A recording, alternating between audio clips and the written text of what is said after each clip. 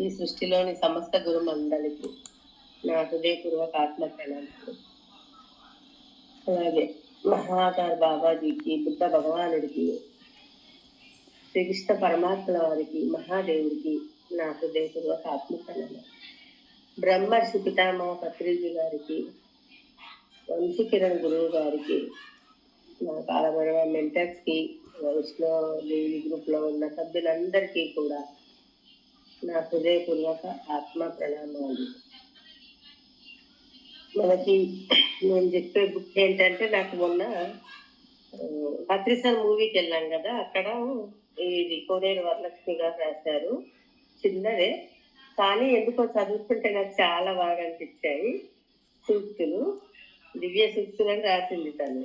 అంటే మామూలుగా చదవడం కంటే కూడా ఇంకా మనం చెప్పేటప్పుడు ఇంకా దాన్ని ఎక్స్ప్లెయిన్ చేయడం ఉంటుంది కదా, అది నాకు ఇది చెప్పాలనిపించింది అన్నట్టు. ఇక్కడ అందరికీ పంచారు ఈ బుక్స్ అన్ని. వరలక్ష్మి మేడం కూడా తను ఎక్కువ చదువుకోలేదు, అంటే బాహ్య ప్రపంచంలో ఎలా ఉండాలో తెలియని చాలా తను సాధన చేశారు. జగన్నాథ గట్టులో కూడా తను అక్కడ ఉండి పత్రిసారి చెప్పి అక్కడ ఎనర్జీస్ కావాలి, మీరు అక్కడ ఉండాలి అంటే కూడా అక్కడ ఉండి తన శక్తిని ఎనర్జీని పంపింది. అంటే తను సీనియర్ మోస్ట్ మన టీఎంసీలో టీఎస్ఎస్ఎం మూమెంట్ లో సీనియర్ మోస్ట్ మాస్టర్ అన్నట్టు. అంటే తను ఏంటి అంటే, నాకు తెలిసింది ఆత్మ విద్య ఒకటే, దీన్ని నా సొంత భాషతో రాశాను, మీకు ఎవరికైనా ఉపయోగపడుతుందని ఆశతో, మీ జీవితానికి ఉపయోగపడుతుందని రాశాను అని తన అభిప్రాయం ఇచ్చారు ఇక్కడ. అంటే ఇట్లా మనం మామూలుగా లైఫ్ మరి లీడ్ చేస్తూ ఉంటాము. భౌతిక మనకు స్పిరిచువల్ జోకిలోకి రాకముందు ఏంటి అంటే, కేవలం మనము నేను, నాది, నా శరీరము, కుటుంబము, ఫ్రెండ్స్, వీటికే మనకు అంతవరకే తెలుసు. మనకి వాటికే విలువిచ్చాము. అంటే మనం అనుకున్నది జరగకపోతే బాధపడము, మంచిగా అయితే సంతోషంగా ఉండడం, ఇవన్నీ ఎప్పుడైతే మనము ఆత్మజ్ఞానం నేర్చుకుంటూ ఉన్నామో మనకు అర్థమవుతూ వస్తుంది. ఏంటి, ఆత్మ అనేది శాశ్వతము, మరి శరీరం శాశ్వతం కాదు. అయితే ఏమైతుందంటే, మనిషి జన్మ తీసుకున్నప్పుడు మళ్ళీ ఆత్మ ప్రణాళికతోనే వస్తుంది. కానీ ఏమైతుంది, భూమి మీదకి వచ్చాక ఆత్మ తనని తాను మర్చిపోతుంది. మనిషి ఏంటంటే, నేను ఈ శరీరం, అంటే ఈ శరీరానికి ఉన్న పేరు నేను రాని అని ఇదే ఒకటే గుర్తుంటది, దీనికి సంబంధించినవే గుర్తుంటాయి. నేను ఆత్మను అనే విషయం మర్చిపోతుంది. అందుకే ఆ మనసు రకరకాల ఆలోచనలు చేస్తూ ఉంటాయి. కానీ మరి దివ్య శక్తులు వంట పెట్టినప్పుడు ఆత్మ తనను తాను తెలుసుకుంటుంది. అంటే మరి మనం కూడా గురువులు చెప్పినట్టు ధ్యానం చెయ్యు అంటే ధ్యానం చేస్తాం, ఆచరణ చేసినప్పుడే కదా. ధ్యానం చేయనప్పుడు కూడా ఎలా ఉంటుంది మన సిచ్యుయేషన్, మన మైండ్ అసలు అర్థం కాదు. ఇప్పుడైతే ఇంకా ధ్యానం చేయకపోతే కనుక ఏం అర్థం అవుతలేదు మనకి. ఒక్కొక్కసారి ఎవరైనా మాట్లాడుతున్నా తీసుకోలేకపోతున్నాం, అంటే అంతా సెన్సిటివ్ గా తయారు. ఎప్పుడైతే మళ్ళీ మనము మన ఆత్మతో మనం కనెక్ట్ అవుతామో అప్పుడు ఎంతో ధైర్యం వస్తుంది, ఎంతో శక్తి వస్తుంది. ఆ బలం అనేది మనకు తెలుస్తుంది కదా, డిఫరెంట్ అనేది మనకు తెలుస్తుంది. అందుకే ఎప్పుడైతే మరి ధ్యానం చేస్తామో దివ్య శక్తులు వస్తాయి కదా. ధ్యానం చేసినప్పుడే కదా మరి కాస్మిక్ ఎనర్జీ వచ్చేది, విశ్వమయ ప్రాణశక్తిని తీసుకునేది. అయితే ఇక్కడ ఏమడుగుతున్నారంటే మేడం, మరి మీరు దేనిని వేరు చేస్తారు, ఆత్మను శరీరాన్ని రెండింటిని వేరు చేస్తారా? దేన్ని వేరు చేస్తారు? మరి ఆత్మ తనను తాను తెలుసుకునేదాకా శరీరాన్ని వదలదు. ఇది జన్మ పరంపర కాదు, ఇది యోగుల కథ. అంటే ఎంతో మంది మాస్టర్స్, మరి చాలా మంది తపస్సులు చేసి సమాధి స్థితిలో ఉండి తెలుసుకున్న సత్యం ఏంటి అంటే, ఈ శరీరం ఎందుకు తెచ్చుకుంది, నేర్చుకోవడానికి. ఒక ఆత్మ ఒక ప్రణాళిక అంటూ వేసుకొని ఈ జన్మలో ఏం కావాలి, నాకు ఏం నేర్చుకోవాలనే దాని మీద గురించే ఆత్మ జన్మ తీసుకోవడం జరుగుతుంది. అందుకే ఆ జన్మ యొక్క లక్ష్యం నెరవేరేదాకా శరీరాన్ని వదలదు ఆత్మ అని చెప్తుంది. కొంతమంది తమ గొప్పతనాన్ని యాక్సెప్ట్ చేస్తారు గర్వంగా, తక్కువ మైనస్లను ఒప్పుకోరు. కానీ సత్యాన్ని యాక్సెప్ట్ చేసిన వారికే బహుమతి. మరి చూడండి. అంటే ఏదైనా మంచిగా జరిగితే సక్సెస్‌ఫుల్‌గా మనం విజయం సాధిస్తే నేను చేశాను. అదే మరి ఫెయిల్యూర్‌లొస్తే మరి మనకు దేనిలోనైనా మార్కులు తక్కువొచ్చినా, మనం ఏదైనా ఒక పని చేస్తే దాంట్లో ఫెయిల్ అయినా ఏంటి అంటే ఒప్పుకోము. అద్ మ అది విజయాన్ని తీసుకుంటుంది. కానీ అపజయాన్ని తీసుకోదు మన మనసు. అందుకే ఎప్పుడైతే సత్యాన్ని యాక్సెప్ట్ చేస్తారో వాళ్ళకే బహుమతి లభిస్తుంది అని చెప్తున్నాను. అంటే ఉన్నది ఉన్నట్టుగా మరి అంగీకరించాలి. ఏది జరిగినా విజయం వచ్చినా ఎలా పొంగిపోతామో మరి అపజయాన్ని కూడా అలానే తీసుకోవాలి. అందుకే అపజయము వచ్చింది అని బాధకు పొంగిపోరాదు. దాన్ని యాక్సెప్ట్ చేయాలి అని చెప్తున్నా. ఇంకా ఏంటంటే వివాహం అవగానే మరి ఒక స్త్రీ చిన్నప్పుడు పెరిగి నుంచి తల్లిదండ్రుల దగ్గర ఉంటుంది. తల్లిగారింట్లో ఆ వాతావరణం, ఆ కుటుంబం. కానీ పెళ్ళైన తర్వాత ఏంటి అంటే భర్తను నమ్మొస్తది. మరి భర్త నా వాడు అనుకుంటది. అంటే అతని గుణగణాలు గాని ఎవరికీ కూడా తెలియవు. ఓన్లీ మన అంటే చుట్టరికము, మేలరికం అని కొంచెం అర్థమవుతది. కొంచెం ఇప్పుడేంటంటే లవ్ చేసుకొని పెళ్లి చేసుకున్న వాళ్ళు కొంచెం వాళ్ళతో కలిసి అట్లైనా కూడా పూర్తిగా ఒకరి మెంటాలిటీ ఒకరికి వంట పడదు. ఎందుకంటే పెళ్ళైన తర్వాత నా అసలు స్వరూపం తెలుస్తది. అయితే మరి స్త్రీ ఏంటి? తల్లిగారింటి నుంచి అత్తగారింట్లోకి వచ్చేటప్పుడు మరి భర్త నావాడు అనుకొని నమ్మి వస్తది. మాంగళ్యం మెడలో పడగానే ఇంకా భర్త నావాడు అనుకుంటది. భర్త కూడా అలాగే భార్య మీద నాకు హక్కు ఉంది, భార్య నాది అనే విధంగా వివాహ బంధంలో అలాంటి అభిప్రాయం అనేది ఉంది. అంటే ఆ మాంగళ్యం పడకముందు ఏంటి అంటే అతను వేరు, ఈమె వేరు. కానీ ఎప్పుడైతే మాంగళ్యం పడుతుందో క్షణంలోనే మార్పు అనేది జరుగుతుంది. ఇద్దరి మధ్య బంధం స్టార్ట్ అవుతుంది.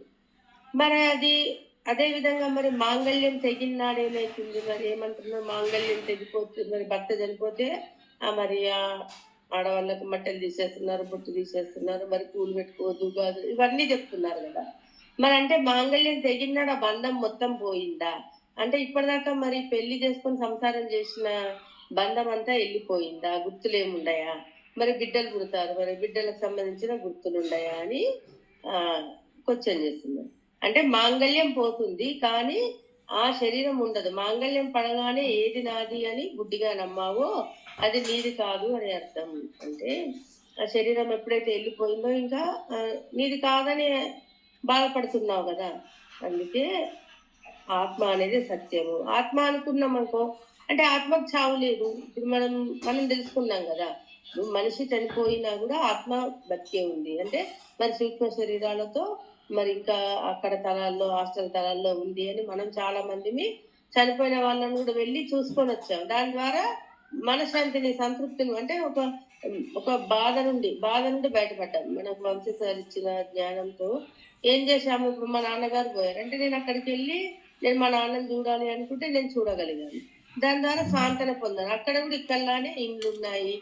మన ఇప్పుడు అన్ని రూములుగా ఉండి ఒక సత్రం లాగా ఉంటే ఇలా ఉంటుందో కారిడార్లో కూర్చుని టీ తాగుతున్నాడు మా నాన్నగారు. అంటే ఎప్పుడైతే మనం అలా చూసుకున్నామో మనకు నిజమే ఆత్మ సత్యమే కదా. వాళ్ళు ఇక్కడ మనకు ఎదురుగా భౌతిక లోకంలో కనిపించట్లేదు కానీ అసలు లోకంలో ఉన్నారనేది దాని ద్వారా ఏమవుతుంది మరి ఆత్మానందాన్ని పొందుతున్నాం. అందుకే ఎప్పుడైతే నువ్వు నాది నాది అనుకుంటావో దుఃఖపడుతూనే ఉంటావు. నేను ఆత్మ అని అనుకుంటే అదే విధంగా ఎదుటి వాళ్ళలో ఉన్నది కూడా ఆత్మ అనుకున్నప్పుడు ఇంకా బాధ అనేది ఉండదు. ఆత్మానందాన్ని పొందుతావు. ఏ ఇద్దరైనా ఒకటవుతారా? ఎక్కడైనా మనస్సు, శరీరాలు, ఆత్మ ససేమిరా కలవవు. మేమిద్దరం ఒకటే అనుకుంటారు. అదే మాయ. ఎవరికి వారే యమునా తీరే. మరి ఇద్దరు మనసులు ఒకటవుతారా? కాదు కదా. అదే విధంగా మరి మనసు ఏం చేస్తుంది? మనసు పని మనసు చేస్తుంది. మరి శరీరం ఏం చేస్తుంది? శరీరం చేస్తూ కొంచెం పని ఎక్కువైతే కాలు నొచ్చింది, చేయి నొచ్చింది, మరి పుండు వచ్చింది. మరి ఆత్మ కలసటుందా? ఆత్మ కలసటలేదు. ఇక్కడ ఆలోచిస్తే ఏంటంటే విడివిడిగా మనసు ఒకవైపు ప్రయాణం చేస్తుంది, శరీరం ఒకవైపు ప్రయాణం చేస్తుంది. ఆత్మ ఏంటి? స్థిమితంగా సద్దుగా ఉండిపోయింది. ఆత్మకు అలసట లేదు, నిద్ర లేదు, ఏది లేదు. ఇప్పుడైతే మళ్ళీ నేను ఆత్మనేది శరీరం లేకపోతే ఆత్మ ఏం పని చేయలేదు. మళ్ళీ అలా కలుపుకుంటే అంతా ఒకటే. కానీ శరీరం ఒక యంత్రం లాంటిది. దీన్ని మనకు వాహకంగా ఉపయోగించుకుంటుంది. ఆత్మ ఈ శరీరంలోకి వచ్చి శరీరంతో పని చేయించుకుంటుంది. అందుకే మరి ఎక్కడ ఒకటి అవుతాం మరి? మరి అన్ని విడివిడిగానే ఉంటాయి. కానీ ఎక్కడ ఒకటి అవుతాము అంటే మనం ధ్యానంలో ఉన్నప్పుడు మనస్సు ఆలోచన రహిత స్థితిలోకి వస్తుంది. అదే విధంగా శరీరం కూడా కట్టేస్తున్నాము. కళ్ళు మూసుకుంటున్నాము, నోరు మూసుకుంటున్నాము, చేతులు కట్టేస్తున్నాము, కాళ్ళు అంటే అప్పుడు శరీరం కూడా స్తబ్దుగా అయిపోతుంది. ఆత్మతో అనుసంధానం. అప్పుడు మాత్రమే ఒకటవుతాము. తన్ను తాను తెలుసుకున్నవాడు నారాయణుడు. ఈవెన్ ఒక్కటి కూడా మిగలకుండా ఉండేది సర్వనారాయణుడు. ఎదుటి వారి వల్ల మనం బాధపడుతున్నామంటే అది రుణానుబంధం అని గుర్తుంచుకోవాలి. అంటే మరి మనం ఎప్పుడైతే నేను ఆత్మను, ఆత్మస్వరూపం అంటే ఆ పరమాత్మ. మరి పరమాత్మ ఎవరు? దైవము. మరి నిన్ను నువ్వు ఇప్పుడు ఏం తెలుసుకున్నావు? నీ లోపల ఉన్నది దైవమే, నా లోపల ఉన్నది దైవము ఎక్కడో లేదు, మనలోనే ఉంది. ఎప్పుడైతే ఈ సత్యాన్ని తెలుసుకుంటామో అప్పుడు మనము నారాయణులమే అవుతాము. ఇంకా మళ్ళీ బయట ఉన్న ప్రపంచంలో ఉన్నదంతా తోటి మానవులు కానీ, తోటి జీవులు కానీ, ప్రతి ఒక్క వస్తువు కానీ అన్ని కూడా అన్నిటి లోపల ఉన్నది ఆ పరమాత్మ స్వరూపమే అని ఎప్పుడైతే అంగీకరించి ఆచరిస్తావో అప్పుడు సర్వం కల్విదం బ్రహ్మ అని చెప్తాం కదా, అంతటా ఉన్నది ఆ బ్రహ్మ స్వరూపమే. అప్పుడు సర్వనారాయణుడు అవుతావు. దాన్ని కనుక అర్థం చేసుకుంటే సర్వనారాయణుడు అవుతావు.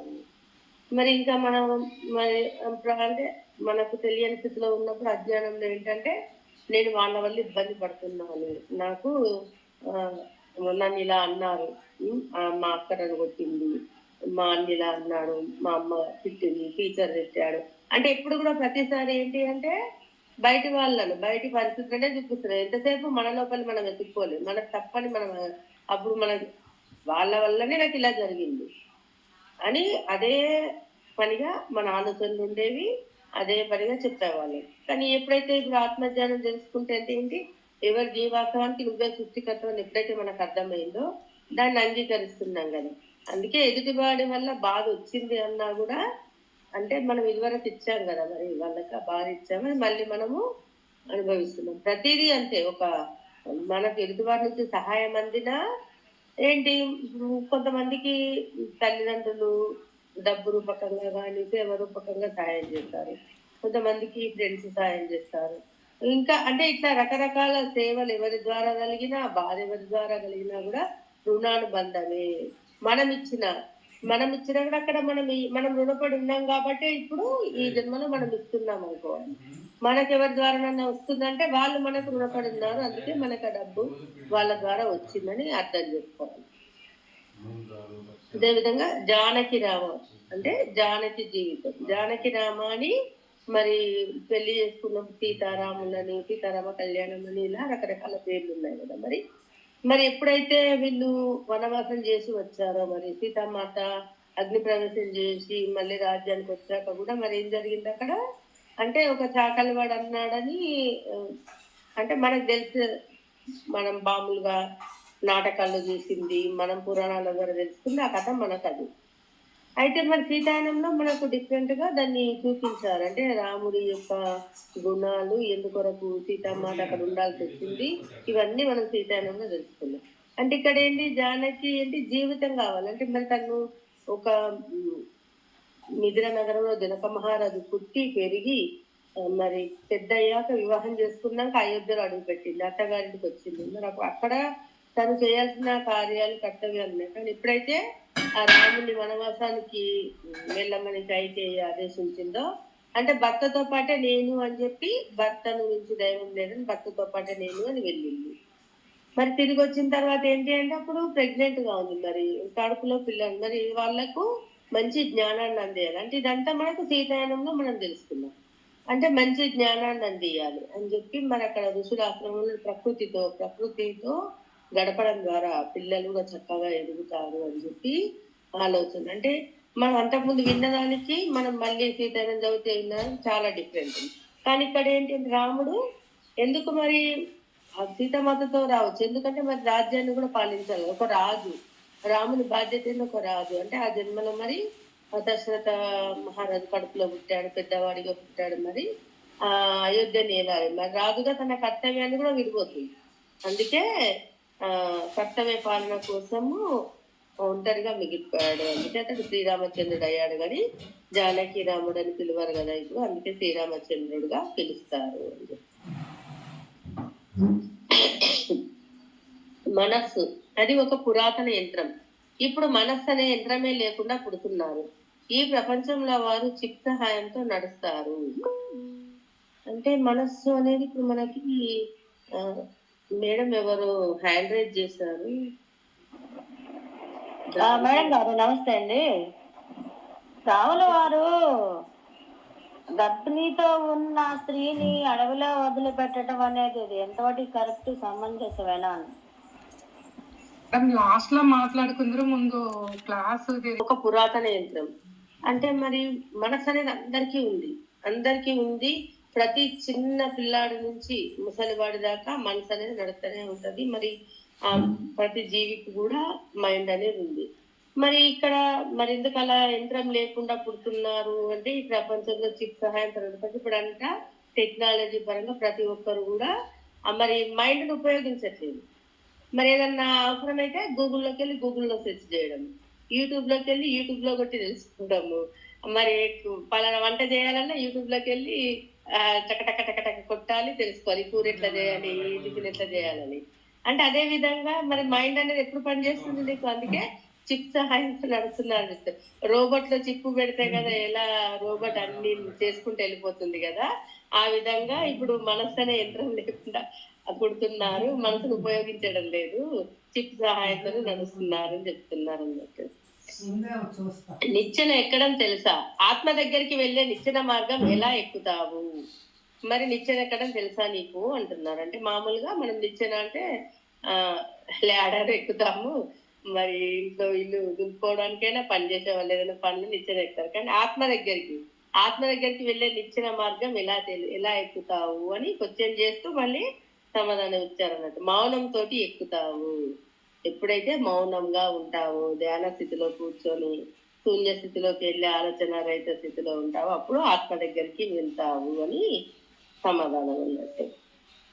సృష్టించిన వాడు దైవం అయినప్పుడు సృష్టించిన పదార్థము దైవం కాదా? మరి సృష్టించిన వాడు ఏమనుకుంటున్నాము? బ్రహ్మ అనుకుంటాం, మరి దైవము అని భావిస్తున్నాము. మరి ఆ పదార్థం కూడా దైవమే కదా. ప్రతి దాంట్లో చైతన్య శక్తి ఉంది. అంటే ఇప్పుడు మనకు కొంచెం ముందుకు వచ్చాం కాబట్టి ఇంకొక 4 స్టెప్పులు వేసాము ముందుకు. ఇప్పుడు ఏంటి మనకు తెలుసు, మన లోపల ఉంది చైతన్య శక్తి. ఆత్మ అంటే ఆత్మను చూపలేము, ఆత్మకు రూపు లేదు, ఆత్మకు పేరు లేదు, ఏం. చైతన్య శక్తి అన్నా కూడా ఏంటి, ఒక కాంతిలాగా ఎప్పటికీ ప్రకాశిస్తూనే ఉంటుందని మనకు తెలుసు. మరి ప్రతి దాంట్లో ఉంది చైతన్య శక్తి. దేంట్లో లేదు? అన్నింటిలో ఉంది. మనుషుల లోపల, సకల చరాచర జీవరాశుల లోపల, ప్రకృతిలో, భూమిలో, ఆకాశం, అన్నిట్లో ఆ చైతన్య శక్తి నడిపిస్తుంది. ప్రతి పదార్థం కూడా, ఒక వస్తువు, మనం ఈ ఫోన్ కానివ్వండి, ఒక స్టూల్ కానివ్వండి, కుర్చీ కానివ్వండి, ఏదైనా అన్నిట్లో కూడా చైతన్య శక్తి లేనిది ఇది కూడా ముందుకు జరగదు. ఆధ్యాత్మేహ కంఠోపాఠ దివ్య సంస్కృతి జనని తలపింపదా. అంటే వ్యర్థ మాటలతో సంతృప్తి పడవారు కైలాసంబున ఏల చరించెదరు, దిగువ భూమిలో బాధలు పడవారు. అంటే మరి అనవసరమైన మాటలతోనే కాలక్షేపం చేస్తూ ఉంటారు. అంటే ఇరుగు పొరుగు మీద, ఒకరి మీద, ఇంకొకరి మీద కామెంట్స్ ఎప్పుడు. అంటే అవతలి వాళ్ళది ఎప్పటికీ అదే కావాలి, గ్యాస్ అంతా అటే ఉంటది వాళ్ళకి. మరి వాళ్ళు కైలాసానికి ఎలా అవుతారు? అర్థం చేసుకోవాలి కదా. ఎంతసేపు నీ దృష్టి ఎక్కడుంది? నువ్వు ఎప్పుడైనా పరమాత్మకు అంటే కాసేపు పూజ చేస్తే, జపం చేస్తే, ఒక జపమాల తిప్పుకొని మరి కాసేపు నామం చేసి మంత్రం చేసి నేను పూజ చేశాను అని అనుకుంటాను. కానీ అది కాదు. అంటే మళ్ళీ ఈ అనవసర కాలక్షేపాలతోనే సంతృప్తి పడతాడు. కైలాసంకి ఎలా వెళ్తాడు? అక్కడ ఎలా ఉండగలుగుతాడు? ఉండలేడు కదా. అందుకే ఇక్కడ భూమిలో బాధలు పడుతూ ఉంటాడు. చాలా మందిని చూస్తున్నాం ఫ్రెండ్స్. అంటే మరి మనకు కూడా కౌన్సిలింగ్స్కి వస్తారు. అంటే ఏంటి అంటే ఎంతసేపు వాళ్ళు వింటూ ఉంటే ఇంకా ఇంకా ఇంకా వెళ్తానే ఉంటారు, ఇంకా లోపలికి ఇంకా పాట గుర్తు చేసుకొని మళ్ళీ ఇరుగు ఈ పొరుగు ఇవన్నీ. అందుకే సార్ ఏమంటాడంటే ఫోన్ వస్తుందని కట్ చేయడం కానీ ఏదన్నా అట్లా చెయ్యాలి. అంటే వాళ్ళకు విననట్టుగా ఉండకూడదు, మళ్ళీ మాట్లాడతారని చెప్పి. అందుకే ఎప్పుడు కూడా వ్యర్థ మాటలతో కాలక్షేపం చేస్తే ఏమీ లాభం లేదు. ఎప్పుడైతే ఆత్మయందు స్థిరమై ఉంటావో, ఆత్మయందు చరిస్తావో నీకు ఆ పరమ పదం అనేది దొరుకుతుంది. మనస్సునందున మాలిన్యం తుడిచిన నిర్మలముగా అది ఉండును. నీ పని నువ్వు చేసుకో, ఎవరి కోసము ఎదురు చూడవలసిన పని లేదు. కల్మషము మనిషిని బురదలో కీర్చును, మమకారము మనిషిని గుంటలో పడవేయును. ఎందుకొచ్చి తిని అని చింతించవలసింది పోయి ఎలా బతకవాలనని ఆలోచించునా అని అడుగుతుంది. అంటే మరి ఎప్పుడు కూడా మన లోపల మరి అరిషడ్ వర్గాలకు లోబడి ఎప్పుడు ఏదో ఒకటి, ఏదో అసూయ, జలసి అని, లేదంటే అవతల పడిన కోపము, చిరాకని, ఇలా రకరకాల మాలిన్యాలు అంటించుకుంటున్నాం మన మనసుకు. మన మనసు ఆలోచనలు చేస్తుంది, కానీ మనం ఆలోచన వచ్చినప్పుడు ఆలోచనలు రావడం తప్పు కాదు, కోరికలు రావడము తప్పు కాదు, కానీ దాన్ని గమనించాలి. ఏ ఆలోచన చేస్తున్నాము మనము, ఆలోచన ద్వారా ఏం జరుగుతుంది అనేది ప్రతి ఆలోచన కూడా సృష్టించబడుతుంది. మనము చేసే ప్రతి ఆలోచన అయితే మనం ఎక్కువ దేనికైతే శక్తినిస్తామో అది బాహ్యంగా ఈ శరీరం ముందుకు వస్తుంది. మరి తక్కువ శక్తి ఉన్నాయి కూడా మరి తక్కువ శక్తి ఉన్న తలాల్లో సృష్టించబడుతుంది. కంపల్సరిగా ప్రతి ఆలోచన, ప్రతి భావన, ఎమోషన్, ఫీలింగ్ ఇవన్నీ కూడా సృష్టించబడతాయి. అందుకే మనం ఎప్పుడు కూడా మరి నిర్మలంగా ఉండాలి. ఆ దీపము వెలుగుతూ ఉంటే ఆ ప్రకాశం ఎలా తను వెలుగుతూ ప్రకాశాన్ని అందిస్తుందో అలా మన హృదయం కానీ మన మనసు నిర్మలంగా, లోపల ఎలాంటి కల్మషాలు లేకుండా. ఒకవేళ ఒక్కసారి కోపం వస్తుంది, ఒక్కసారి చిరాకు వస్తుంది, కానీ అది కొంచెం సేపే. ఇప్పుడు మనకు ముందు ఉన్న ఇప్పుడున్న మనకే తేడా తెలుస్తుంది కదా ఫ్రెండ్స్. అంటే ఇలా మనం రోజు మరి ఇన్ని సంవత్సరాలు మనం వంశీ సార్తో కరోనా టైం నుంచి కూడా ప్రయాణం చేస్తున్నాం, ఇంకా అంతకుముందు నుంచి చేస్తున్న వాళ్ళు కూడా ఉన్నారు. మరి రోజు సజ్జన సాంగత్యమే, సద్గురు ప్లాట్ఫామ్ మీద ధ్యానం చేసుకోవడము, స్వాధ్యాయము, అంటే ఎవరికి ఏదొస్తే అది పంచుతూ ఉన్నాము, ఎవరికి తెలిసింది వాళ్ళు చెప్పుకుంటున్నాము, ఇంకొకరిని వింటున్నాము, అలాగే వాళ్ళ అనుభవాలు మనం వింటున్నాము, మన అనుభవాలు ఇలా చేయడం ద్వారా ఇప్పుడు మనకి ఏమైంది, మన లోపల ఎక్కువ మాలిన్యాన్ని కూరుస్తలేదు. చూడండి, అర్థమవుతుంది కదా. అంతకుముందు పోనీ ఎవరైనా అంటే పోనీ వాడి స్థితి అంతే, కొంచెం ఎప్పుడన్నా ఒకసారి కొంచెం బాధ వస్తుంది, మరి ఎక్కువ బాధ వచ్చిందనుకో అప్పుడు ఏం చేస్తున్నాం, మరి క్వశ్చన్ చేసుకుంటున్నాం. మనకు సార్ ఇచ్చిన అద్భుతమైన టెక్నిక్, ఈజీ టెక్నిక్ కదా. అంటే నేను ఎందుకు బాధపడుతున్నా అంటే దీనికి కారణం ఉంది. అంటే నేను ఏదో చేస్తే నాకు ఇది వచ్చిందని మనకు అర్థమైపోయింది. దాని ద్వారా మళ్ళీ అది కూడా తీసేసుకొని హ్యాపీగా ఉండగలం. ఇప్పుడు మనము మనసు నిర్మలంగా ఉంటే మనం ఎంత సంతోషంగా ఉన్నాము, మన హృదయం ఎంత ఆత్మానందంతో నిండిపోతుంది అనేది మనకు అర్థమైంది కదా. అందుకే నీ పని నువ్వు చేసుకో, ఎవరి కోసం ఎదురు చూడాల్సిన పని లేదు. ఎప్పుడైతే కల్మషాన్ని నింపుకుంటామో అది మనల్ని బురదలోకి ఈడుస్తుంది. మరి మమకారం అంటే మరి సారు కూడా చెప్తారు, బంధాల్లో ఉంటూనే బంధరాహిత్యంలో ఉండాలి. మరి ఇవన్నీ మనం తెచ్చుకున్న ప్రణాళిక, దేన్ని కూడా వదలరాదు, నీ కర్తవ్యం చేయాలి. ఈ జన్మకు ఆత్మగా ఒక శరీరం తీసుకొని వచ్చినందుకు నువ్వు ఈ శరీరం చుట్టూరా నీకు అవసరమైన వాళ్ళని తెచ్చుకున్నావు, కాబట్టి వీళ్ళతో నువ్వు నిర్వర్తించాల్సిన కార్యాలు నిర్వర్తిస్తూ మళ్ళీ మనం ఎదగడానికి, మన చైతన్య పరిణామాన్ని పెంచుకోవడానికి మన ఆత్మతో కూడా అనుసంధానమై ఆత్మ ప్రణాళికను కూడా నెరవేర్చాలన్నట్టు. అందుకే నువ్వు ఎందుకు వచ్చావో నువ్వు గమనించుకో. అందుకే ఎందుకు వచ్చావని నువ్వు క్వశ్చన్ చేసుకో. ఎందుకు వచ్చాను, నేను ఎందుకు వచ్చాను అనేది శోధించు, కానీ నేను ఎలా బతకాలనేది ఆలోచించకు. ఎందుకు వచ్చాను, ఏ ప్రణాళికతో వచ్చాను అనేది తెలుసుకొని దాన్ని పూర్తి చేయాలి అని చెప్తాను. విద్య నిన్ను చంపదు, నువ్వు విద్యను చంపవు. విద్యలో కూడా సోల్ ఉంటుంది. ప్రేమతో ఉంటే ఆ ఆత్మ ఉంటుంది, లేకపోతే ఆ విద్య పనికి రాకుండా పోతుంది. విద్య నీకు అనుగుణంగా ఎలా మారింది, దానికి జీవం ఉండబట్టే కదా. మరి నేర్చుకుంటున్నాము, జ్ఞానం నేర్చుకుంటున్నాము, మరి స్కూల్లో టీచర్ల దగ్గర నేర్చుకున్నాము, సంఘం నుండి నేర్చుకున్నాము, మరి మన తోటి స్నేహితుల నుంచి, తోటి వారి నుంచి కూడా నేర్చుకున్నాం. ఇప్పుడు స్పిరిచువాలిటీలోకి వచ్చే గురువుల ద్వారా కూడా జ్ఞానం నేర్చుకుంటున్నాం. ఏ జ్ఞానం నేర్చుకున్నా కూడా, ఏ విద్య కూడా నిన్ను చంపదు. మరి నువ్వు కూడా విద్యను చంపొద్దు. అంటే మరి నువ్వు నేర్చుకున్నది 10 మందికి ఉపయోగపడాలే, జీవించాలి. మరి ఆ విద్యలో కూడా ఆత్మ ఉంటుంది అని చెప్తుంది. విద్యలో కూడా ఆత్మ నువ్వు ప్రేమతో ఉంటేనే ఆత్మ ఉంటుంది నీలో. మరి మనం నేర్చుకున్న జ్ఞానాన్ని ఎందుకు పంచుతున్నాము? నేను ఎదగడానికి, అంటే నేను ఏదో గొప్ప, నాకు పేరు రావాలి, నాకు ఈ పదవి రావాలి, నేను 10 మందిలో గుర్తింపు తెచ్చుకోవాలని చెప్పి మనము, లేదా ఇంకా ఇప్పుడు రావణాసురుడు ఏంటి, పెద్ద బ్రహ్మర్షి, బ్రహ్మజ్ఞాని, ఎంతో తపస్సు చేశాడు, మరి ఎంతో జ్ఞానం మరి ఏం చేశాడు? అతను చేసే పనులన్నీ చెడు పనులు. మరి అవన్నీ భూమి ప్రజలు, మనం చేసే ఆలోచన మన చుట్టూరా ఉన్న వాళ్ళ మీద పడుతుంది. అదే విధంగా మనందరి ఆలోచనలు భూమి మీద పడతాయి, మరి అందరి ఆలోచనలు విశ్వంలోకి వెళ్తాయి. అందుకే ఏమంటారంటే ఇప్పుడు పాజిటివ్ థాట్స్ చేయాలి. ఇప్పుడు రావణాసురుడి విషయంలో ఏమైంది? మరి అక్కడ రావణాసురుడి లోపల ఉన్న అసుర గుణాల వల్ల అవి ప్రజలందరి బుర్రల్లోకి ఎక్కితే, రావణాసురుడు అదే ప్రయత్నం చేశాడు కదా, అందరినీ అలా తయారు చేయాలని చెప్పి.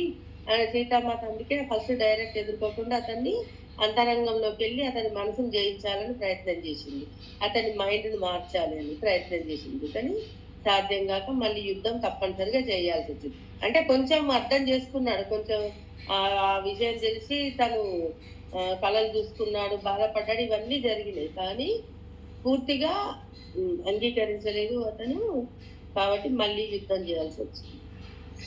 అందుకే ఎప్పుడు కూడా మరి మనం నేర్చుకున్న విద్య 10 మందికి ఉపయోగపడేలా ఉండాలి. ప్రేమతో ఉంటేనే ఆ విద్య మనకు ఉంటుంది, లేదంటే ఆ విద్య కూడా మనకు పనికి రాకుండా పోతుంది. మరి అందుకే దివ్య నేత్రం అంట, తాడై శక్తులు కానీ ఇంకా దివ్య శక్తులు సంపాదించిన వాళ్ళు కూడా తప్పుడు పనులకు ఉపయోగిస్తే అది నశించిపోతుంది అని చెప్తారు కదా సార్. అంటే శక్తులు సిద్ధులు రావడం గొప్ప కాదు, దాన్ని ఎలా ఉపయోగించడం అనేదే మెయిన్ అని చెప్తాను. మరి విద్య నీకు అనుగుణంగా ఎలా మారింది? దానికి జీవం ఉండబట్టే కదా. అంటే మరి అంతే కదా, దాని లోపల కూడా మరి చైతన్యం ఉంది, అందుకే జీవం ఉంది కాబట్టి నీ లోపల నిలబడింది. ఇప్పుడు మనం కొంచెం మాస్టర్స్ చెప్తూ ఉంటే వింటే మనకు అసలు మైండ్ లోంచి మొత్తం అటే వాళ్ళ, ఇప్పుడు వంశీ సార్ చెప్పిన ఎంత జోవియల్ గా చెప్తా, అంటే ప్రతి ఒక్కటి చిన్న పాయింట్ అయినా సరే ఆ సార్ చిన్నగా చెప్పినా కానీ అది మన బుర్రలోకి ఎక్కి కూర్చుంటుంది అన్నట్టు. అంటే వాళ్ళ ప్రేమతో ఏ విద్య అయినా సరే ప్రేమతో ఉండాలి, దాని పట్ల ప్రేమతో ఉండాలి. మనం ప్రదర్శించేటప్పుడు కూడా ఇతర వ్యక్తుల పట్ల కూడా ప్రేమతోనే ఉండాలన్నట్టు. దేనికైనా ఒక సమయం ఉండును, అది దాటినా ఎవరు ఏమి చేయలేరు. ముదిగుతో నీ ఉండిన మదమును ఎక్కిన వారు ఆక్షేపించరు. సత్యమెరుగు జీవించలేని ఎడల నిన్ను నువ్వు కోల్పోయడం. అంటే మరి మనం ఇప్పుడు ముదిమి అంటే ముసలివాడు వయసు దిగిపోతుంది, వృద్ధాప్యంలోకి వచ్చారు. వృద్ధాప్యంలోకి వచ్చినాక మరి మదం నెక్కిన వారు అంటే మరి అప్పుడు యవ్వనంతో ఉన్న వాళ్ళు అంటే ఏంటి, ఇంకా వాళ్ళు కొంతమంది ఇళ్లలో చూడండి ముసలి వాళ్ళను చిన్న చూపు చూస్తారు. అంటే ఇంకా నీకేం శాత కాదు, నీకేం తెలియదు, నువ్వు నోరు మూసుకొని పడుండు ఇట్లా. అంటే మదం నెక్కిన వాళ్ళు ఏంటి, వాళ్ళ అహంకారంతో అయ్యా వాళ్ళని, అంతకుముందు మరి వీళ్ళు కూడా మరి సంసారం చేసి పిల్లల్ని పెంచి పిల్లల్ని కానీ ఇవన్నీ చేసిన వాళ్ళే, మరి ఆస్తిపాస్తులు ఇచ్చారు, ఇవన్నీ చేశారని ఆ ఎరుక కోల్పోతారు. మదం ఎక్కి అహంకారంతో నీకేం తెలియదు అని మాట్లాడకుండా చేస్తున్నారు. ఇప్పుడు పెద్దవాళ్ళు ఉంటే ఏంటి అంతా మాకే తెలుసు అన్నట్టుగా వీళ్ళు చెప్పేది విననే కదా, వాళ్ళుగానే నిర్ణయాలు తీసుకోవడము, ఇంకా వీళ్ళను గౌరవించడం అనేది లేదు. అదే విధంగా మరి అంటే మరి మనము సమయం దాటిన తర్వాత ఏం చేయగలము? ముసలి వాళ్ళు అయినాక తపస్సు చేయాలనేది కాదు, మనం ఇప్పుడే మనకు చక్కటి మార్గాన్ని ఇచ్చారు గౌతమ బుద్ధుడు కానీ పత్రిసారు కానీ. అంటే మరేంటి, నువ్వు వయసు ఉడిగిన తర్వాత ధ్యానం చేయడం కాదు, నువ్వు చిన్నప్పటి నుంచే ధ్యానం మొదలుపెట్టి ఇంకా చక్కగా ఎదుగుదల ఉంటుంది. విద్యార్థిగా ఉన్నప్పుడే ధ్యానం చేస్తే ఇంకా అతని మైండ్ ఏకాగ్రతతో ఉంటది, అతను వినేదాన్ని చక్కగా అవగాహన చేసుకుంటాడు, ఆకలింపు చేసుకుంటాడు. అంటే వాడు ఎలా, ఏది మంచి ఏది చెడు, ఎలా ఉండాలి, ఎప్పుడు ఆత్మతో అనుసంధానం అయితే. ఆత్మకు చిన్న పెద్ద లేదు కదా, ఆత్మకు చిన్న వయసైనా ముసలోడైనా ఆత్మ ఎన్నో జన్మల పరంపర కొనసాగుతూ వస్తుంది. మరి ఆత్మకు చిన్న పెద్ద లేదు, సంబంధం వయసు శరీరానికి మాత్రమే ఆ వయసు 10 ఏళ్ల పిల్లాడు, 20 ఏళ్ల పిల్లాడు, 40 ఏళ్ళు, 50 ఏళ్ళు చెప్తుంది. కానీ అందుకే ఒక సమయం అంటూ దాటిన తర్వాత మళ్ళీ ఏం చేయలేము. మనకు సమయం ఉన్నప్పుడే మనం వినియోగించుకోవాలి. మన ఆత్మతో మనం అనుసంధానమై మన అంతరంగంలోకి వెళ్ళినప్పుడు అక్కడున్న జ్ఞానం. మరి జన్మ జన్మల జ్ఞానం అంతా ఉంది మన అంతరంగంలో. అంతర్ముఖం అయితే కనుక నువ్వు అంతర్ముఖం అయితే అప్పుడు నీకు ఆ జ్ఞానం అందించబడుతుంది. అది నీ పూర్ణాత్మ ద్వారా కానీ, ఇంకా నీకంటే ఉన్నతంగా ఎదిగిన మాస్టర్స్ ద్వారా కానీ, లేదా గురువుల ద్వారా, విశ్వం ద్వారా, అంటే ఏదో ఒక రకంగా మనం ఏ దానికైనా వచ్చినట్టు మనకు మన పూర్వీకుల నుంచి, మన తల్లిదండ్రుల నుంచి కూడా అది అక్కడ ఎవరు అందిస్తారనే నువ్వు దానికి. అందుకే మనకు వంశసారేంటి, అడుగు కారణం అడుగు, అంతే. కారణం అడిగి పడుకోమన్నాడు. మరి మన కళలు వస్తున్నాయి, ఎలా వస్తున్నాయి మరి? మన పూర్ణాత్మలో ఉన్న జ్ఞానమే కదా. అందుకే మరి ఒక్కొక్క చూడండి, అంటే ఈ జ్ఞానం అనేది శరీరం ఇచ్చిపెట్టినా ఉంటది, ఆత్మ ఎప్పటికీ ఉంటది కదా. ఇప్పుడు విశ్వలోకాల్లో కూడా ఈ జ్ఞానం ఉంటది. మళ్ళీ అక్కడ నేర్చుకుంటావు, అక్కడ నేర్చుకున్న జ్ఞానం కూడా ఉంటది. మళ్ళీ సూక్ష్మలోకాల నుంచి మనోమయ లోకము, కారణలోకం, మహాకారం అన్నిట్లో కూడా నేర్చుకుంటావు. నేర్చుకున్న జ్ఞానం అంతా నిండిపోతుంది. మళ్ళీ జన్మ తీసుకున్నప్పుడు కూడా ఆ జ్ఞానం అంతా ఉంటది. కానీ ఏమైతుందంటే ఆ మాయలో పడిపోయి మర్చిపోతాము. అందుకే ఎప్పుడైతే నువ్వు అంతర్ముఖమైనప్పుడు మళ్ళీ నీకు ఆ జ్ఞానము నీకు అందించబడుతుంది. నీకు ఎప్పుడు ఏ సమయంలో ఏది అవసరమో అది అందించబడుతుంది. ఎవరి ద్వారానైనా సరే అందించబడుతుంది. అందుకే సత్యం మెరిగి జీవించాలి, లేకుంటే నిన్ను నువ్వు కోల్పోతావు అని. సరస్వతి సమయజ్ఞ రహిత విద్యను వాడుకోవడం కోసమే ఉంది, కానీ ఆ చదివి పక్కన పారవేయడానికి కాదు. అలాగే ఆత్మజ్ఞానం పంచడానికే ఉంది, నిరుపయోగం చేయడం కోసం కాదు. మరి సరస్వతి సమయజ్ఞ రహిత విద్య అంటే చూడండి, చాలా మంది యజ్ఞాలు చేస్తారు, సరస్వతి యజ్ఞం అని చేస్తారు. మరి కానీ మెయిన్ గా చెప్పేది జ్ఞాన యజ్ఞమే గొప్ప అని చెప్పుకుంటాం. స్పిరిచువాలిటీలో ఉన్న వాళ్ళు జ్ఞాన యజ్ఞమే గొప్ప అంటే.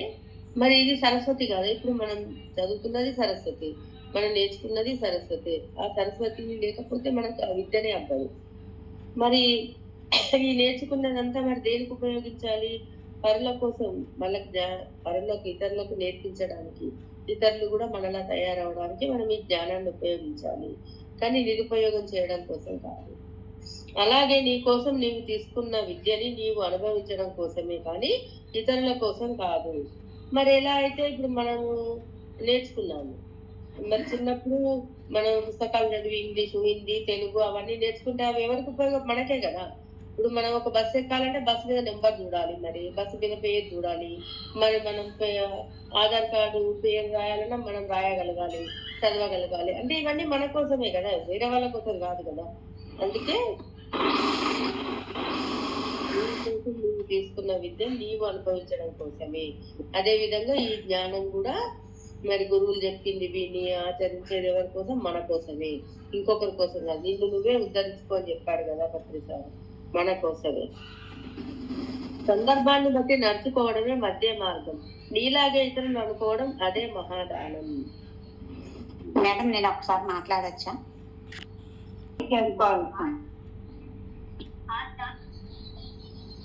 సందర్భాన్ని బట్టి నడుచుకోవడం అంటే కొన్నిసార్లు చూడండి, మనం ఒక యోగి లాగా ఉండి చేసి మరి కొన్ని వేరే వాళ్ళు మనని ఏదైనా అన్నప్పుడు కొన్నిసార్లు ఏంటి అంటే వాడి స్థితి అంతే అని ఓకే అని తీసుకుంటాం.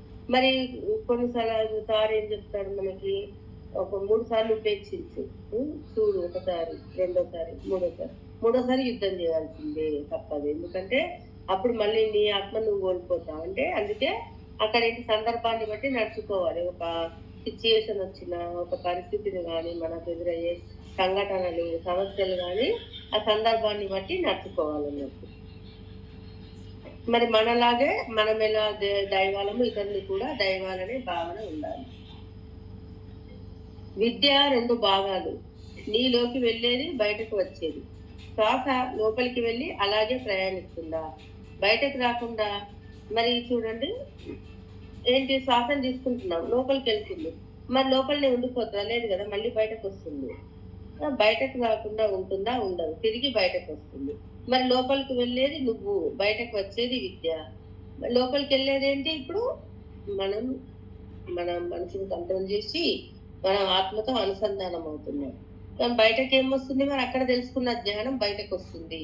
నువ్వు అంతర్ముఖమైనప్పుడు మరి ధ్యానంలో కానీ సుషుప్తావస్థలో కానీ కళల రూపంలో కానీ నువ్వు ఏదైతే జ్ఞానాన్ని పొందావో అదంతా మళ్ళీ బయటకు వస్తుంది. అదే విద్య. నువ్వు లోపలికి వెళ్తే కానీ విద్య బయటకు రాదు. అసలైన జ్ఞానం ఏంటి మరి? ఆత్మ జ్ఞానమే కదా. మనం ఎప్పుడైతే అంతర్ముఖం అవుతామో సమాధి స్థితిలో ఉంటామో అప్పుడే ఆత్మ జ్ఞానాన్ని ఆత్మానందాన్ని పొందుతాము. దాన్ని బయటకి మళ్ళీ మన ఎక్స్పీరియన్స్ షేర్ చేస్తుంది. ఆ లోపల ఉన్న విద్యను బయటకు తెచ్చే మార్గాన్ని చూపించింది బ్రహ్మర్షి సుభాష్ పత్రిజీ. ఒకసారి పత్రి సార్కి ఒకసారి క్లాప్స్.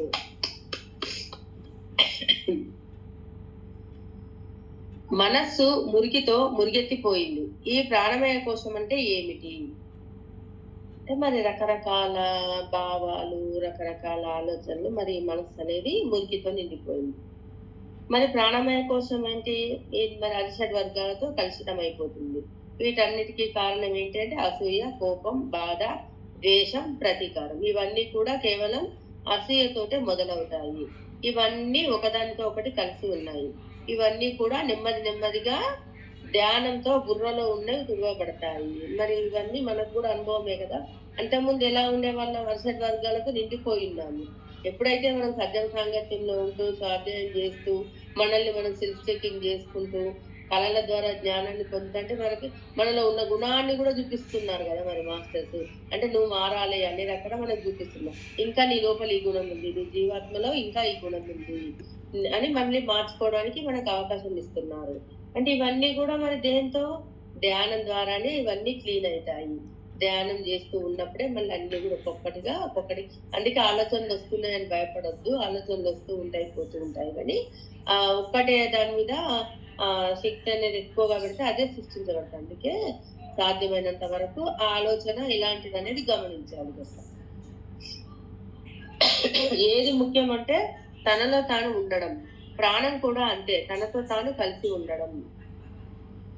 ఎప్పుడైతే నీ లోపల నువ్వు ఉంటావో, నీ అంతరంగంతో కనెక్ట్ అయి ఉంటావో అదే ముఖ్యము. ప్రాణం అంటే ఏంటి మరి? ఆత్మే కదా మరి జీవం. అందుకే ప్రాణంతో కలిసి ఉండడమే ముఖ్యమైన. తారోదయం అంటే మరి తారలు ఉదయిస్తారు అని అంటారు కదా. తారోదయము. టాలెంట్ వర్త్ అనేది మధ్యస్థితిలో ఉంది అన్నారు. అంటే టాలెంట్ అంటే ప్రతిభ, వర్త్ అంటే మరి విలువ. అంటే ఈ తారోదయం టాలెంట్ వర్త్ అనేది మధ్యస్థితిలో ఉంది. టాలెంట్ బయట ప్రపంచం వైపు చూస్తుంది, ఉత్తములు ఆ వర్త్తో జీవిస్తారు. అంటే మనలో ఉన్న టాలెంట్ గుర్తించేది ప్రపంచం, బయట ప్రపంచం. అంటే పలానా మాస్టరు బాగా చెప్తాడు అని ఒకవేళ ఈ ఆత్మజ్ఞానం పరంగా చూసిన, మామూలుగా టీచర్ల పరంగా, లేదంటే ఏదైనా బిజినెస్ చేస్తున్న వాళ్ళైనా వాడి లోపలి టాలెంట్ ఉంది అని గుర్తిస్తారు ప్రపంచంలో. మరి వర్త్ అంటే విలువ. ఆ ఉత్తములు మరి వాళ్ళు ఏం చేస్తారంటే ఒక గౌరవం ఇస్తారు కదా. ఒక ఉపాధ్యాయుడు ఉన్నాడు, మరి అతడు ఎంతో చక్కగా విద్య నేర్పుతాడు. మనందరూ ఆ సార్ రాగానే మరి ఒక సార్ ఎంత బాగా చెప్తాడు, సార్ మంచిగా పిల్లల్ని అందరు చక్కగా చూసుకుంటాడు, చక్కటి విద్యను బోధిస్తాడు అనుకో. అదే విధంగా గురువుల విషయానికి వచ్చినా కూడా మరి ఒక గురువు అందరినీ సమంగా చూసుకోవడం అంటే ఒక అభిప్రాయం అనేది ఏర్పడుతుంది కదా. అంటే అప్పుడు వాళ్ళు ఆ విలువతో మరి ఆ విలువను కాపాడుకోవాలి. వాళ్ళ విలువ రాగానే సరిపోదు కదా. వాళ్ళకి ఆ విలువను ఇచ్చినప్పుడు, వాళ్ళ ప్రతిభను గుర్తించి మనం ఒక విలువ ఇచ్చినప్పుడు మరి ఉపాధ్యాయుడు అంటాం. తర్వాత ఇంకా మరి అలాగే జాబులు కూడా అలానే వస్తాయి కదా. వాళ్ళు చేసే పనిని బట్టి, వాళ్ళ ప్రవర్తనను, వాళ్ళ నడవడిక బట్టి మరి హెడ్ మాస్టర్ గా, ప్రిన్సిపాల్ గా మరి అలాంటప్పుడు మరి ఆ విలువను కాపాడుకోవడానికి వాళ్ళు ప్రయత్నం చేయాలి. అదే విధంగా ఇక్కడ మనం కూడా అదే విధంగా మన వర్తులు కాపాడుకోవడానికి మనం ప్రయత్నం చేయాలి. ఉత్తమోత్తములు పూర్తిగా లోపల. ఇంకా ఉత్తమోత్తములు అంటే వీళ్ళంతా ఉత్తములు. ఆ టాలెంట్ ఉంటుంది, ఆ వర్తులు కాపాడుకుంటూ ఆ విలువలతో జీవిస్తారు. ఉత్తమోత్తములు ఏంటి అంటే లోపల ఉంటారు. అంటే అంతర్ముఖమైనప్పుడు మన అక్కడ ఏ టాలెంట్ పనికిరాదు. నువ్వెంత గొప్పవాడివైనా సరే, నువ్వు రాజువైనా సరే, ముఖ్యమంత్రి సరే, ప్రధానమంత్రి అయినా, రాష్ట్రపతి అయినా, గవర్నర్ అయినా, జడ్జి అయినా, ఎవరైనా సరే, ఆ లోపల ఉన్నదంతా ఒకటే. అందరి లోపల ఉన్నది ఒకటే చైతన్య శక్తి, అదే ఆత్మ పదార్థము. అందుకే అక్కడ ఏ టాలెంట్ పనికిరాదు. మరి ఆత్మకు, ఆ పరమాత్మకు అంతా సమానమే కదా. అన్ని ఆత్మలు సమానమే. ఒకదాని పట్ల ఎక్కువ, ఒకదాని పట్ల తక్కువ అనేది ఉండదు. మనస్సు బయట, ఆత్మ అంతర్ముఖం. సమంగా అయినప్పుడు అన్ని తీరుతాయి.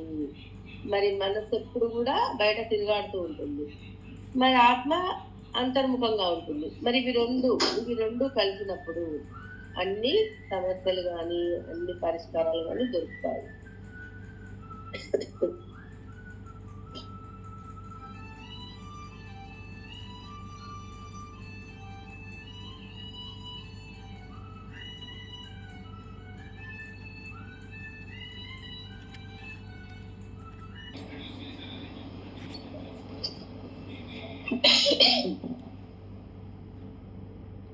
అంటే మన మనసు ఎప్పుడు బయట తిరుగాడుతుంది కదా, మరి ఆత్మ లోపల. ఇవి రెండు కలిసినప్పుడు, సమంగా అయినప్పుడు మరి అన్ని మన బయట ఉన్న సమస్యలు కానీ సమస్యలకు పరిష్కారాలు కానీ దొరుకుతాయి.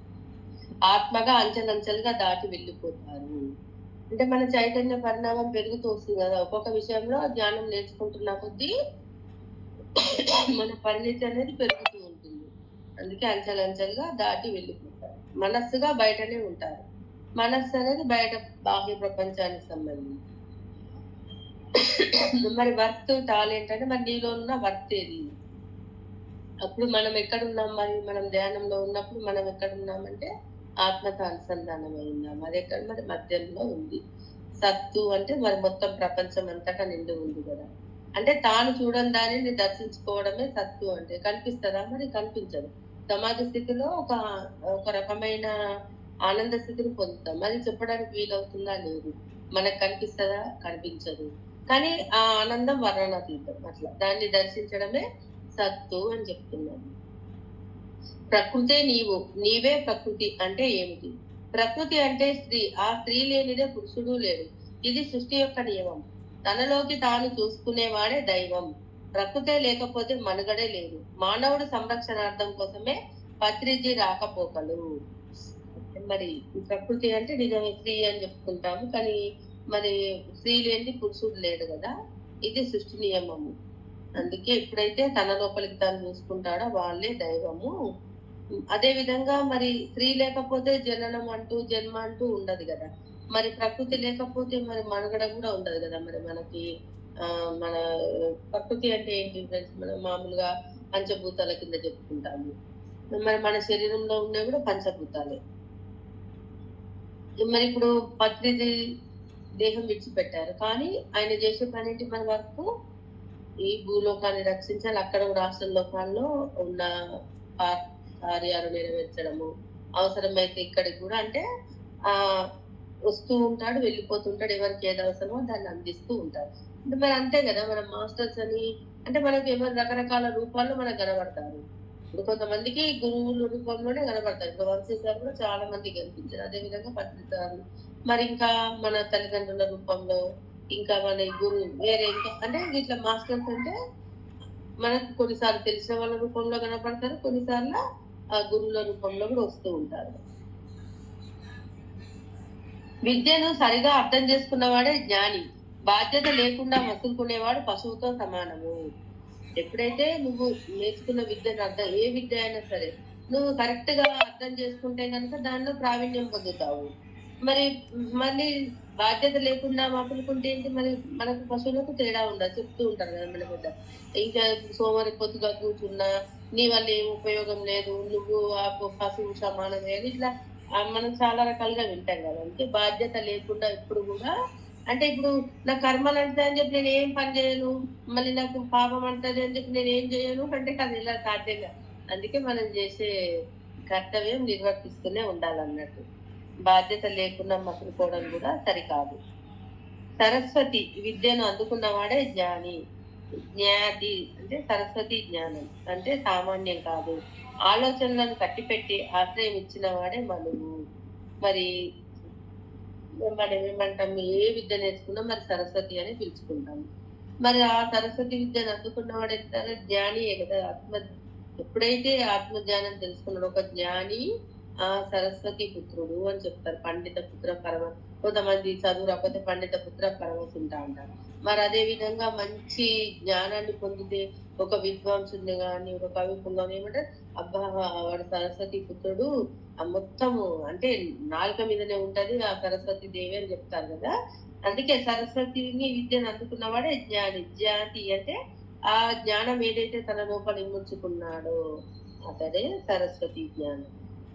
అందుకే మనం ఆలోచనను కట్టి పెట్టి ఎప్పుడైతే మన జ్ఞానాన్ని పొందుతూ ఉంటాం అంటే ప్రతిదీ ఒక్క ధ్యానం చెయ్యి అంటే ఎన్ని లాభాలు ఉన్నాయో చూడండి. మన ఆలోచనను కట్టి పెడతాము, పాజిటివ్ ఆలోచనలను, ఆ నెగిటివ్ వస్తే వాటిని వదిలేస్తాము. ఆ వద్దు నాకు ఇది సరైనది కాదు, నాకు సరైనది కావాలి అంటాము. మన శరీరానికి విశ్రాంతి, మనసుకు విశ్రాంతి, ఆత్మతో అనుసంధానం అవుతున్నాం, లోపల ఉన్న జ్ఞానాన్ని తెచ్చుకుంటున్నాము. అంటే అంతా మన లోపలనే ఉంది, ఎక్కడో లేదు, బయట ఎక్కడా వెతుకొద్దని చెప్తారు కదా. అందుకే బయట నుంచి ఏది రాదు, ఎవరు ఇవ్వరు, నీ లోపలనే అంతా ఉంది, నీ లోపలనే నీ నుండి నువ్వే తెలుసుకోవాలి అని చెప్పేదాన్ని.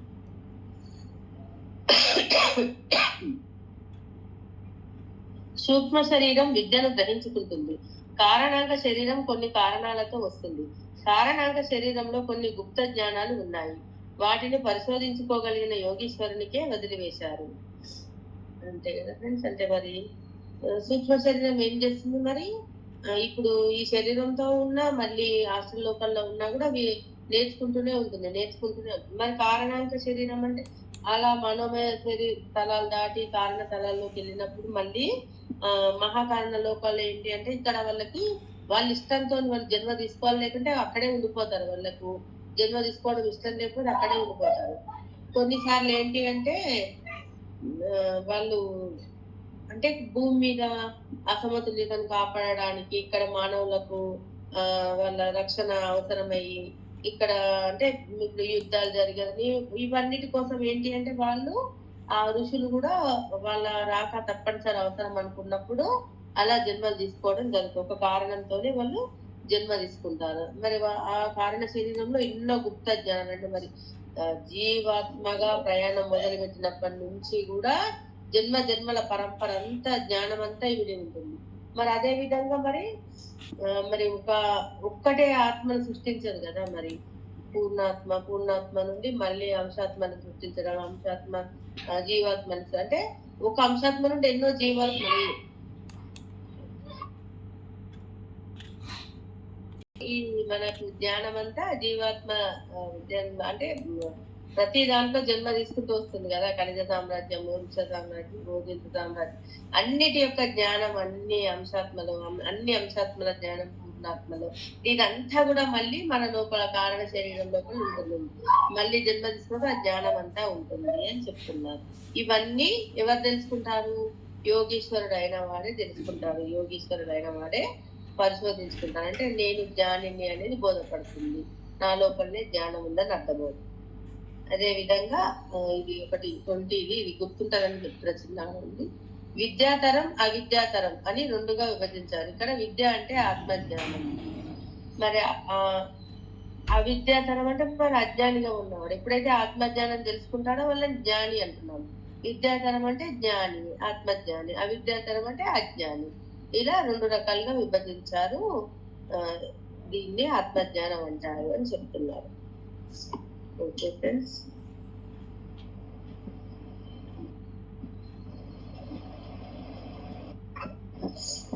నాకు ఈ అవకాశం చాలా బాగుంది.